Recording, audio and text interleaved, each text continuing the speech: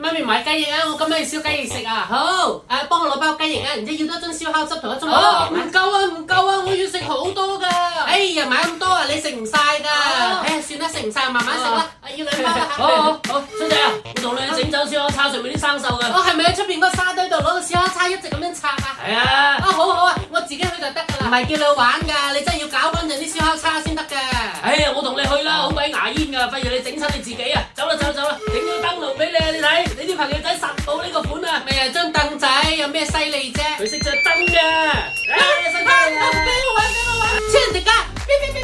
哎呀，你個衰仔！我同你講到個碌柚皮唔好玩，我煮嚟食㗎咯。唉，不過算啦，哎呀，中秋節啊，你想玩就玩啦，哎呀，冇所謂啦，冇所謂啦。好啊，爸爸，田螺煮好未啊？我想食啦。未得啊，仲要炆到陣先好食㗎嘛。要等咁耐㗎，好肚餓啊！你摘埋啲紫蘇佢啊！唔要quả，淨係要啲葉，你摘埋啲紫蘇咧，咁啊啱啱好㗎啦，一兜佢有得食㗎啦，好唔好啊？好，我摘。